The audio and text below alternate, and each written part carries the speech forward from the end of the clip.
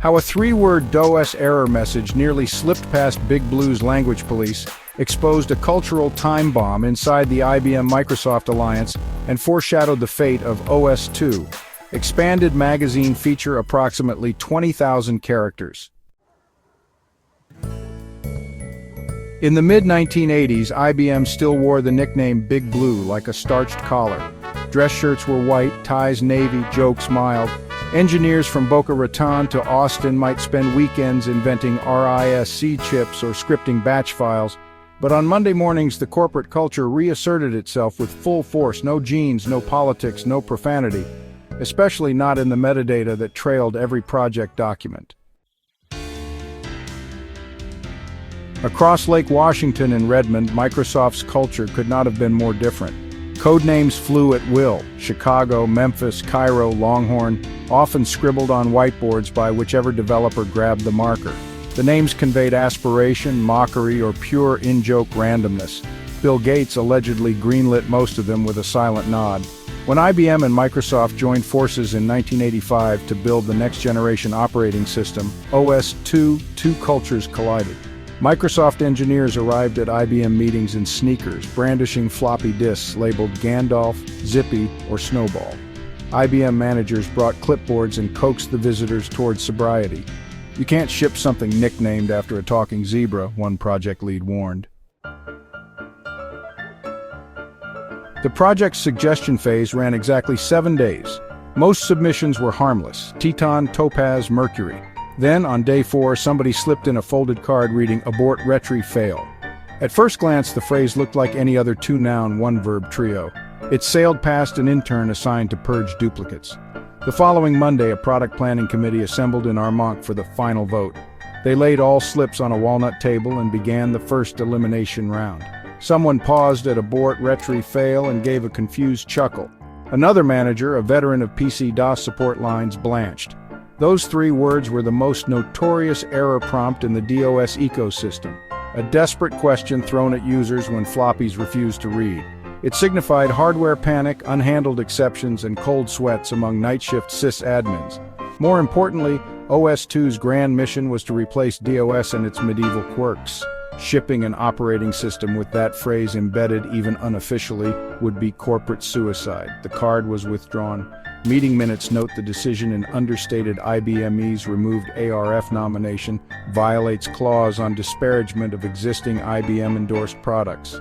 No one fingered the prankster, though folklore later pinned it on a Microsoft developer who maintained a dry erase board of error messages that would make great horses' names.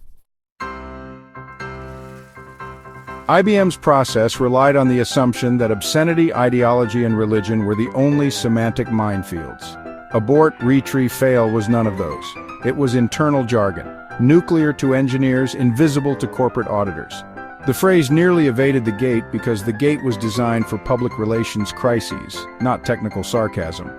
In the end, a savvy manager's Pavlovian cringe saved the company from decades of retrospective mockery. Ironically, the episode exposed exactly what IBM and Microsoft pretended to ignore. DOS's limitations loomed so large in developer consciousness that even the codename box became a protest vent. Engineers had suffered the ARF prompt for years. Scribbling it on a ballot was revenge and prophecy. After aborting, retrying, and thankfully not failing, the committee settled on Cruiser as the internal moniker. Marketing would later add Warp for version 3.0, hoping to spark Star Trek associations. Yet the legend of the ARF submission survived in corridor whispers and eventually leaked to industry gossip columns. PC Week ran a sidebar titled, "Abort, Retry, Fail, IBM Says Abort." The anecdote found its way into keynote speeches as shorthand for cultural misalignment.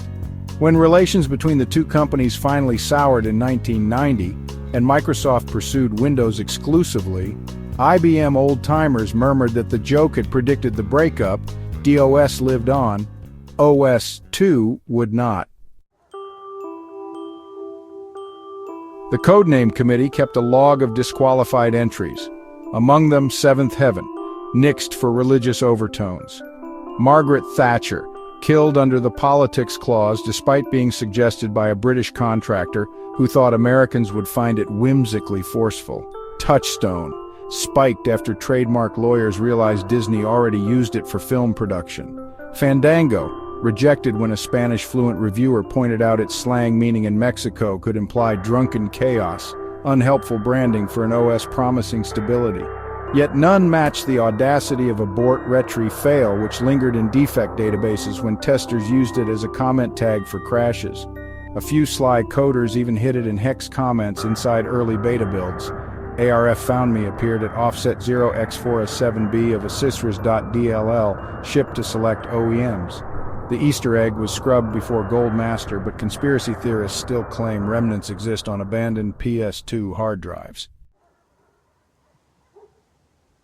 On paper, code names are disposable, drop cloths to catch mistakes before public paint dries.